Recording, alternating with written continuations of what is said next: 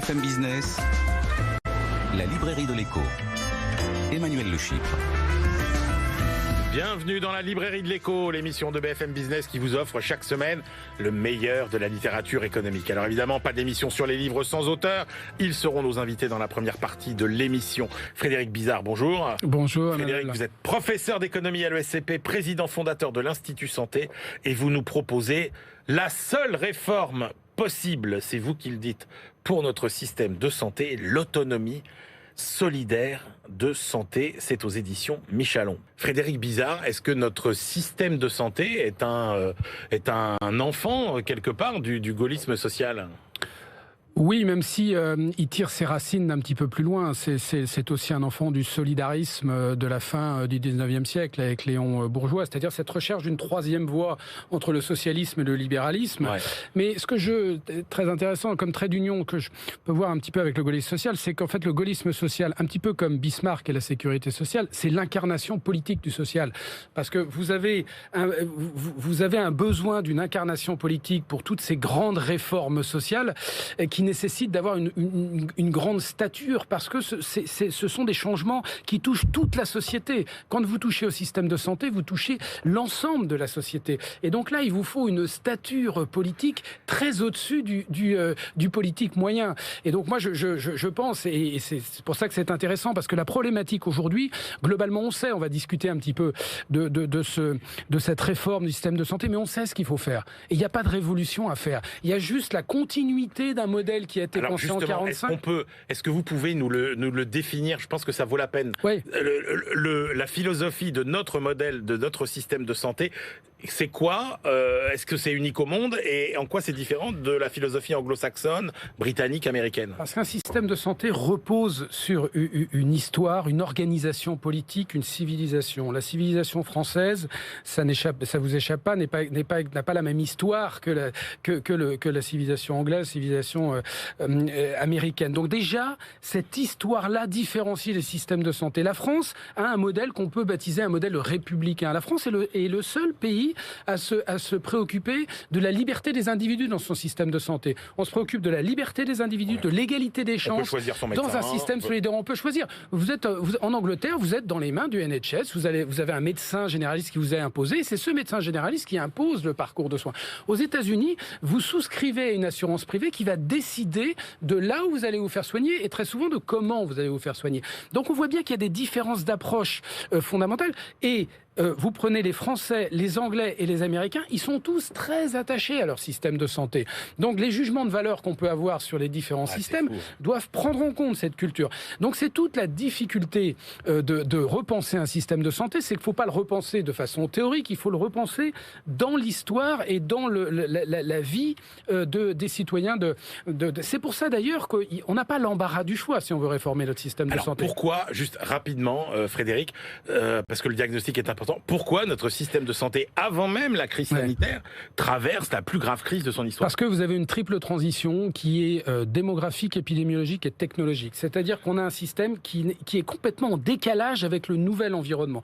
D'abord, cette transition démographique, qui est quand même spectaculaire de 2010 à 2030, où vous allez avoir plus de 30% de la population âgée de plus de 60 ans. Ça veut dire quoi ? Ça veut dire que notre système aujourd'hui de santé, dont la base est l'accès aux soins, n'est pas soutenable dans un système où il faut non pas attendre que les gens soient malades, non pas simplement faire en sorte qu'ils aient un accès aux soins, mais avoir le maintien en bonne santé, ce qu'on appelle vulgairement la prévention, mais qui soit au cœur du système, c'est-à-dire la santé publique. On l'a bien vu pendant la crise sanitaire. Pourquoi est-ce que notre population est particulièrement fragile, comme celle de beaucoup de pays développés ? C'est parce qu'elle est en mauvaise santé pour une grande partie d'entre elles. Donc, dès que vous avez cette crise sanitaire, vous avez tous ceux qui sont à risque, et ils sont nombreux. Ils sont près de 35% de la population. Mais d'ailleurs, vous dites, Frédéric, dans votre livre, vous dites, avant, parce qu'on est toujours obsédé par la réduction des inégalités d'accès aux soins, vous dites, avant tout, il faut réduire les inégalités de santé. Non, mais les inégalités sont très peu dans l'accès aux soins. Alors maintenant, le système, c'est déréglé. Non, parce que le système, c'est déréglé. Je peux vous assurer que notre système a été remarquable dans la capacité à médicaliser les territoires et à permettre... aujourd'hui, c'est plus le cas.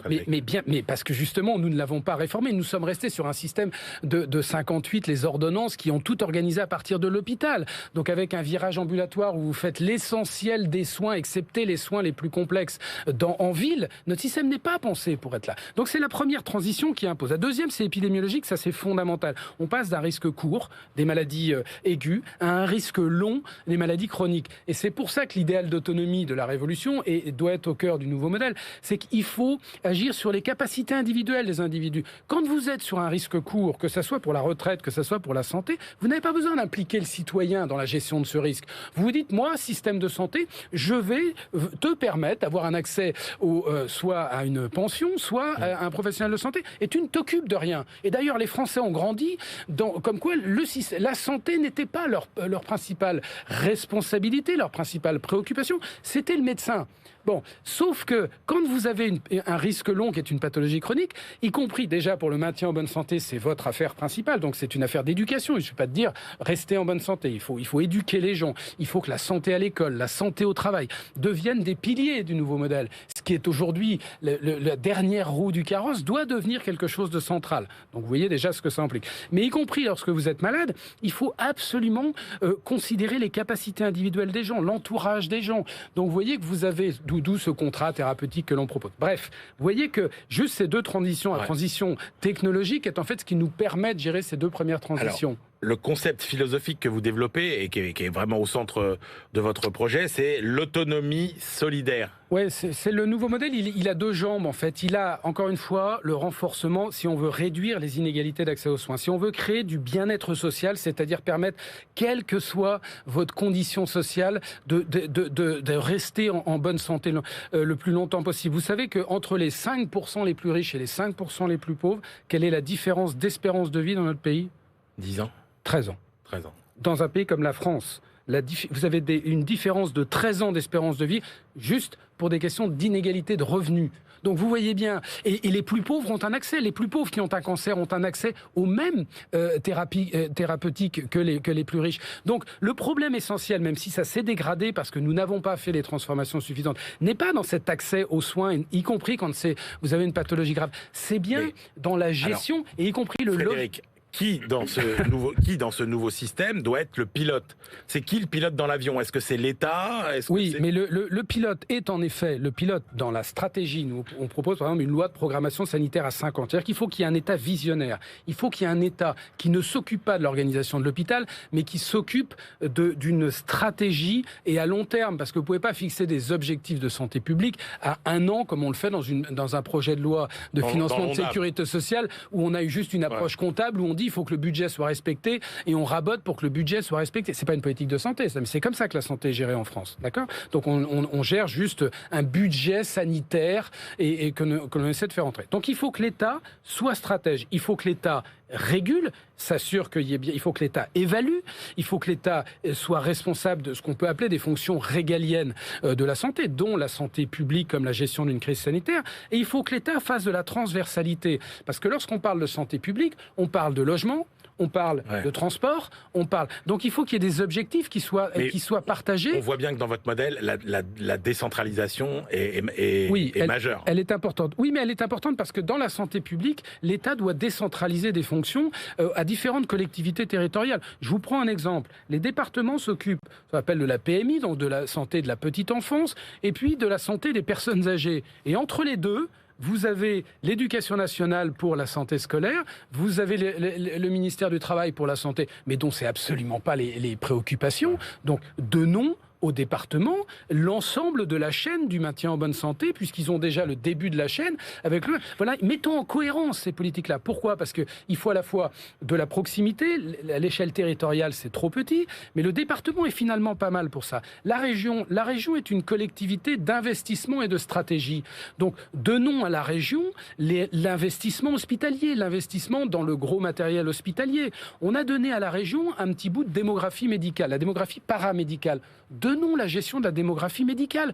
On sera plus proche du terrain pour mieux mettre en adéquation l'offre et la demande. Donc, le pilote dans l'avion, c'est l'État pour une partie, mais qui délègue, et là on revient au modèle de 45, parce que c'était la grande vision du gaullisme social, et ça c'était déjà chez Jules Ferry, c'est-à-dire que la question sociale n'est pas une affaire de l'État. On a bien compris, Frédéric Bizard, que chez vous, en gros, il faut que tout change pour que rien ne change, quoi. Mais bien sûr qu'il faut garder les fondamentaux de la philosophie. De notre modèle bien français. sûr, et mais parce que sinon, il n'y a pas de réforme politiquement possible. Donc cette réforme-là, elle est à la fois une réforme très structurelle, très profonde, mais qui conserve à la fois l'ensemble des acteurs et les fondamentaux. Frédéric, dans le débat sur le financement, vous savez qu'on est en plein débat sur ce qu'on appelle la grande sécu. Donc, est-ce que l'État... On a un système à 2 étages, clairement. L'État, les mutuelles. Vous dites quand même, ce système, c'est le plus coûteux du monde. Oui, c'est le cas. Ouais. Donc vous, c'est quoi votre vision aujourd'hui du modèle? Est-ce que quand on débat de ce sujet, est-ce qu'on parle uniquement de tuyauterie ou bien est-ce que c'est beaucoup plus profond que ça? Non, d'abord, encore une fois, ça revient à votre constat de départ dans votre introduction. Quel modèle voulons-nous? Bon, je pense que si on conserve un modèle à la française, qui est la seule politiquement un petit peu viable, eh bien, on voit que c'est autour de la sécurité sociale qu'il faut réorganiser le système. Bon, la sécurité sociale en faisant la gouvernance de l'ensemble des acteurs, des professionnels de santé. Donc, vous mettez l'hôpital, vous mettez la ville, et vous construisez une institution démocratique comme on l'avait fait en 45, mais on l'avait fait avec le paritarisme, parce qu'à ce moment-là, c'était principalement les actifs et c'était principalement les syndicats qui étaient au cœur de ça. Aujourd'hui, il faut élargir cette représentation démocratique. On fait un certain nombre de propositions. Mais ça, c'est très important. Faire vivre la démocratie sanitaire et sociale dans cette institution qu'est la Sécu, c'est très important.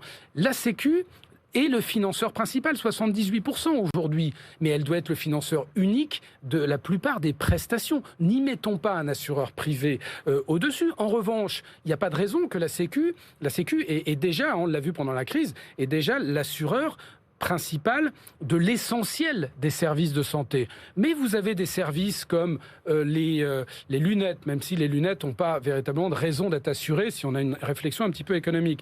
Mais les prothèses dentaires, mais tout ce qui est lié aux prothèses, peut-être une partie des transports sanitaires. Il peut y avoir des prestations de santé qui sont prises en charge par les assureurs privés, comme c'est le cas en Allemagne, par exemple. Tant que ces assureurs privés ne sont pas complémentaires, ils sont supplémentaires.